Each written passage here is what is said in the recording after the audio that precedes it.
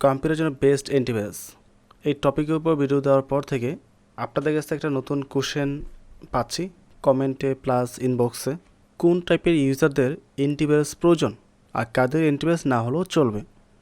এক কথায় অনেকে আমাকে মেল করেছেন আপনি কী টাইপের ইউজার, কম্পিউটারে কী ধরনের কাজ করেন এবং কম্পিউটার কনফিগারেশন কী, এখন আপনার কি অ্যান্টিভাইরাস লাগবে কি লাগবে না সেটা আমার কাছ থেকে আপনি শুনতে যাচ্ছেন। সো এই ধরনের কমেন্ট, মেল, মেসেজ তিনটেই পেয়েছি। সো এখানে আপনাদেরকে আমি তিনটে গ্রুপে ভাগ করব, গ্রুপ 1, গ্রুপ 2 এবং গ্রুপ 3। এখন কোন গ্রুপের প্রয়োজন কোন গ্রুপের প্রয়োজন না সেটা আমি বলে দেব। সো বাকি ভিডিও খুব মনোযোগ সহকারে শুনতে হবে। যদি আপনি টেনে দেখেন বা মিস করেন তাহলে আপনি ডিসিশনটা ভুল নেবেন। হয়তো আপনার প্রয়োজন ছিল না বাট আপনি বাই করে ফেলছেন, অথবা আপনার প্রয়োজন আপনি বাই করেন নাই, এরকম হতে পারে। যেহেতু একটা অ্যান্টিভাইরাসের প্রাইস 1 থেকে 1,500 টাকা বা তার চেয়েও বেশি, সো সঠিক ডিসিশন নিতে না পারলে টাকাটা হয়তো নষ্ট হতে পারে। এছাড়াও আমার ইউটিউব চ্যানেলে প্রচুর সফটওয়্যার রিলেটেড ভিডিও দেওয়া আছে। প্রত্যেকটা সফটওয়্যার সম্পূর্ণ বিনা খরচে ব্যবহার করতে পারবেন এবং বিশেষ করে আপনাদেরকে এই ভিডিওটি দেখার জন্য রিকোয়েস্ট করব, এটা আপনাদের প্রত্যেকের কাজে লাগবে। লিঙ্কটি ডেসক্রিপশনে দেওয়া থাকবে। তো ফার্স্ট গ্রুপ, সাপোজ আপনার একটা কম্পিউটার রয়েছে, আপনি কম্পিউটার মুভি দেখেন, গান শোনেন, অফিসিয়াল টুকটাক কাজ করছেন বা ফেসবুক, ইউটিউব, টুইটার, নানা ধরনের সোশ্যাল মিডিয়া সাইটগুলো ভিজিট করেন। পাশাপাশি আপনি বাইরের কোনো পেন ড্রাইভ, হার্ড ডিস্ক বা মেমোরি কার্ড কম্পিউটার তেমন একটা ঢুকান না, একদম সাধারণ ইউজার, র্যান্ডম কোনো ওয়েবসাইটে যান না। এই ক্ষেত্রে আপনি যেই উইন্ডোজই ব্যবহার করেন না কেন, উইন্ডোজ 7, 8, 10, 11, আপনার অ্যান্টিভাইরাসের কোনো প্রয়োজন নেই। খুব স্বাভাবিকভাবেই ব্যবহার করতে পারেন আপনার কম্পিউটারটি। অথবা আপনি চাইলে ম্যাক্সিমাম ফ্রি অ্যান্টিভাইরাসের মধ্যে অ্যাবিরা অথবা এবিজি এই দুইটা অ্যান্টিভাইরাস ব্যবহার করতে পারেন। দুইটাই ফ্রি, শুধুমাত্র উইন্ডোজ 7 এবং 8-এর জন্য। তাহলে এই দুইটা থেকে যেই বেসিক প্রোটেকশনটা পাবেন এই নর্মাল কাজের জন্য এনাফ, তার চেয়ে বেশি আপনার প্রয়োজন নেই। আর উইন্ডোজ 10, 11 তো লাগবেই না, যেটা ডিফল্টভাবে দেওয়া আছে উইন্ডোজ ডিফেন্ডার, এটাই মোর দ্যান এনাফ। ওকে, দেন গ্রুপ নাম্বার 2, এখন আপনি র্যান্ডম ওয়েবসাইট ভিজিট করেন, এলোপাতারি যখন তখন যে কোনো ওয়েবসাইট ভিজিট করছেন, যে কোনো র্যান্ডম ওয়েবসাইট থেকে মুভি ডাউনলোড করছেন, টোরেন্ট ইউজ করছেন, গুগলে সার্চ করে না ধরনের মুভি, সফটওয়্যার ডাউনলোড করেন, ইভেন বাইরের স্টোরেজও আপনার কম্পিউটার লাগাচ্ছেন, USB pen drive, hard disk বা মেমোরি কার্ড। তো এই টাইপের রাফ ব্যবহারের জন্য উইন্ডোজ 7 বা 8-এ একটা পেড অ্যান্টিভাইরাস নেওয়াটাই বেটার হবে। বিকজ ফ্রি অ্যান্টিভাইরাস থেকে আপনি 100% সিকিউর থাকতে পারবেন না। ইভেন উইন্ডোজ 7 বা 8-এ মাইক্রোসফটের কোনো সাপোর্ট নেই। তো এই ক্ষেত্রে ভাইরাস ঢোকার সম্ভাবনা আপনার কম্পিউটার অনেক বেশি। সো আপনি যে কোনো ধরনের একটা পেইড অ্যান্টিভাইরাস নিতে পারেন। এখন পেইড অ্যান্টিভাইরাসের মধ্যে কোনটা বেস্ট এটার উপর অলরেডি ভিডিও দেওয়া আছে, আমি লিঙ্কটি ডেসক্রিপশন দিয়ে রাখবো এবং আই বাটনে দেওয়া আছে, চাইলে দেখতে পারেন। বাট উইন্ডোজ 10 বা 11 যারা ইউজ করছেন আপনাদের এই ক্ষেত্রে নেওয়ার প্রয়োজন নেই। উইন্ডোজ 10 এবং 11-এর যে ডিফেন্ডার রয়েছে, উইন্ডোজ ডিফেন্ডার, এটা মোর দ্যান এনাফ আপনার কম্পিউটারকে প্রোটেকশন দেওয়ার জন্য। বাট সেই ক্ষেত্রে অবশ্যই আপনাকে উইন্ডোজটিকে আপডেট করতে হবে প্রতিনিয়ত। এখন যদি আপনি উইন্ডোজটি আপডেট অফ করে রাখেন সেক্ষেত্রে দেখা যাবে মার্কেটে নতুন একটা ভাইরাস আসবে, মাইক্রোসফট সেটা অ্যান্টিভাইরাসে অবশ্যই আপডেট করে দিয়েছে, বাট আপনি অ্যান্টিভাইরাস আপডেট না করার কারণে আপনার উইন্ডোজ সেটা বুঝতে পারবে না, বুঝবে এটা একটা নর্মাল সফটওয়্যার আপনি রান করছেন। তো সেই ক্ষেত্রে কিন্তু আপনার অবশ্যই কম্পিউটার ভাইরাস চলে আসবে। সো দেখতে পাচ্ছেন আপনাদের সামনেই জাস্ট আপডেটে ক্লিক করার পর নতুন একটা আপডেট চলে আসছে অ্যান্টিভাইরাসের মধ্যে।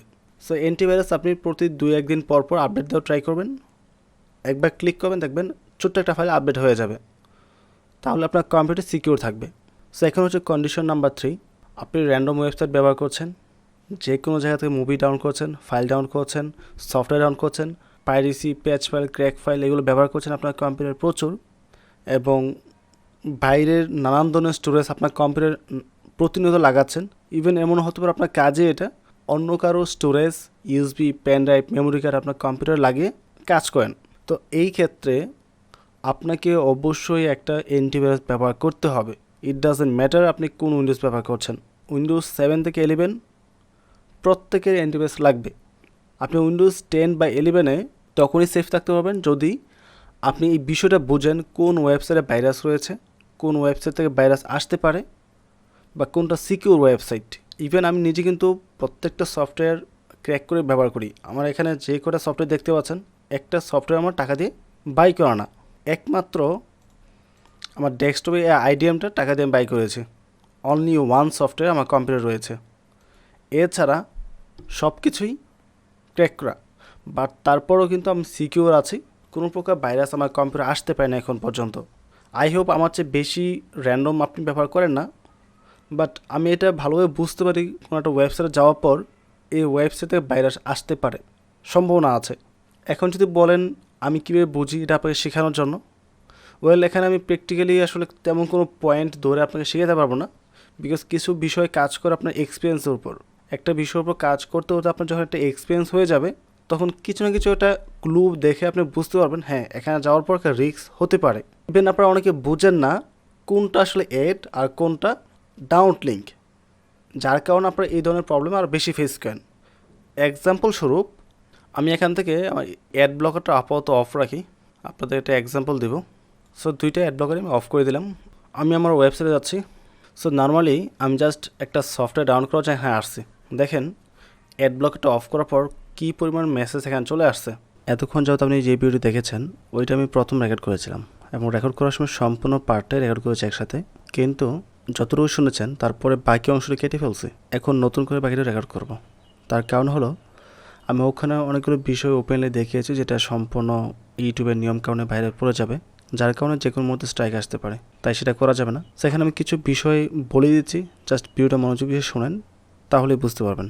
এখন যেটা আগে বলেছি, ব্রাউজিংয়ে যে বিষয়গুলো আছে সব কিছু আসলে ধরে ধরে শেখানো যায় না, কিছু বিষয় আছে জাস্ট বুঝে নিতে হয় দেখে, ঠিক আছে? এক্সাম্পল স্বরূপ এখন আপনারা অনেকেই আছেন যারা একটা ওয়েবসাইটে যাওয়ার পর কোনো কিছু ডাউনলোড করতে গিয়ে ডাউনলোডে ক্লিক করার পর আর অনেকগুলো লিঙ্ক চালু হয়।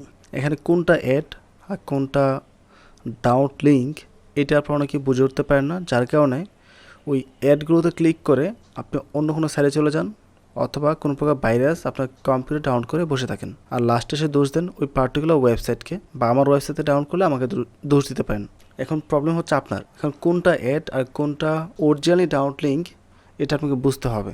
সবচেয়ে বেটার হয় যদি আপনি ব্রাউজারের মধ্যে অ্যাড ব্লকার ব্যবহার করেন, তাহলে কোন প্রকার অ্যাড আপনার সামনে আসবে না, জাস্ট পিওর লিঙ্কটা সামনে আসবে। সেই ক্ষেত্রে ডাউনলোড করা খুব ইজি হয়ে যায়। যেমন আমার ওয়েবসাইট থেকে যে কোনো ফাইল ডাউনলোড করতে হলে অবশ্যই ব্রাউজার অ্যাড ব্লকার ইউজ করবেন, তাহলে অতিরিক্ত কোনো প্রকার পেজ আপনার সামনে ওপেন হবে না। জাস্ট ক্লিক করলে নেক্সট পেজ নিয়ে যাবে, ওখানে 30 সেকেন্ড ওয়েট করতে হবে, দেন ক্লিক করলে ডাউনলোডের মেন পেজে নিয়ে যাবে, ক্লিক করলে ডাউনলোড হয়ে যাবে। এটা ডাউনলোড করতে সর্বোচ্চ 40 সেকেন্ড সময় লাগবে আপনার। বাট কিছু ওয়েবসাইট আছে আপনি এক জায়গাতে ক্লিক করে অন্য জায়গায় নিয়ে যাবে, ওখান থেকে আরেক জায়গায় নিয়ে যাবে, মানে এটা ঘুরায় আর কি ওদের ইনকামের জন্য। সো ওই সকল ওয়েবসাইট থেকেও ডাউনলোড করা যায়, আমি নিজেও ডাউনলোড করি প্রচুর। বাট বুঝতে হবে কোনটা অ্যাড, বিকজ সব ওয়েবসাইট আপনি অ্যাড ব্লকার ব্যবহার করে ভিজিট করতে পারবে না। কিছু ওয়েবসাইটে যাওয়ার পর সাথে সাথে বলবে অ্যাড ব্লকার আগে বন্ধ করুন, তাহলে ওয়েবসাইটে ভিজিট করতে পারবেন। তো সেই ক্ষেত্রে কিন্তু আপনাকে অ্যাড ব্লকার বন্ধ করে কাজটা করতে হবে। সেই বিষয়গুলো বুঝে কাজ করবেন, তাহলে কোনো প্রকার প্রবলেম ফেস করবেন না। যদি না বুঝে কাজ করেন তাহলে অবশ্যই প্রবলেম ফেস করবেন। অ্যান্ড আমার ওয়েবসাইটে প্রত্যেকটা সফটওয়্যারের সাথেই কীভাবে ডাউনলোড করতে হয় তার একটা ভিডিও পোস্ট করা থাকে। সো যারা বুঝেন না তারা এই ভিডিওটা দেখেন, তাহলে তো হয়ে যায়। বাট অনেকে আছে বেশি পাকনামি করে না দেখে কাজ করতে যায়, পরে আর পারে না। এখন এক্সপার্টদের বিষয় ভিন্ন, যাদের এক্সপিরিয়েন্স ভালো আছে তাদের এগুলো দেখার প্রয়োজন নেই, ও নিজেই পারবে, ও বিষয়টা বুঝে। যারা বুঝেন না তারা প্রয়োজন ভিডিও দেখেন, তাহলে কোনো প্রকার প্রবলেম ফেস করবেন না। আর শতভাগ নিশ্চিত থাকতে পারেন আমার ওয়েবসাইটের প্রত্যেকটা সফটওয়্যার সিকিউর, একটা থেকে কোনো প্রকার ঝামেলা ফেস করবেন না। প্রত্যেকটা সফটওয়্যার নিজে ব্যবহার করি, ব্যবহার করার পরেই আপনাদের সাথে শেয়ার করি।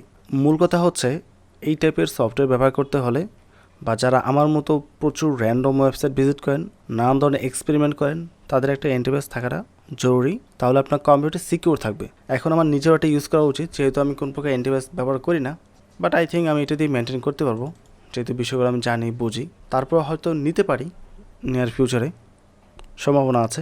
অ্যান্ড যদি আপনার কম্পিউটারটি বা আপনার ডাটাকে 100% সিকিউর করতে চান, তাহলে অ্যান্টিভাইরাসের উপরও ভরসা করা যাবে না। সেটা কেন? মার্কেটে একটা ভাইরাস রিলিজ হওয়ার পর কিন্তু অ্যান্টিভাইরাস ওইটার প্রোটেকশন তৈরি করতে পারে। সো ভাইরাস আগে রিলিজ হবে, প্রোটেকশনটা পরে আসবে। এখন কোনো কারণে যদি ওই অ্যাডভান্স লেভেলের ভাইরাসটা আপনার কম্পিউটারে চলে আসলো, যেটা এখন পর্যন্ত কোনো অ্যান্টিভাইরাস কোম্পানি জানে না, তাহলে তো ভাইরাস চলে আসবে। সেক্ষেত্রে ওই অ্যান্টিভাইরাস এটা প্রোটেক্ট করতে পারবে না। যতদূর সম্ভাবনা 1%-এরও নিচে, বাট হতে পারে, চান্স রয়েছে। যার কারণে আপনার যে প্রয়োজনীয় ডাটাগুলো আছে সেটা অলওয়েজ আপনার পোর্টেবল হার্ড ডিস্কে ব্যাকআপ রেখে দেবেন, অথবা অনলাইন কোনো স্টোরেজে রেখে দেবেন। অনলাইনে রাখাটাও রিস্ক, কারণ অনেকে পাসওয়ার্ড ভুলে যায়। সো এমন কোনো পাসওয়ার্ড দেবেন না যেটা আপনি ভুলে যাবেন 2 দিন পর বা 1 বছর পর বা 5 বছর পর। যদি সঠিক পাসওয়ার্ড দিয়ে রাখতে পারেন দেন ইটস ওকে, নো প্রবলেম।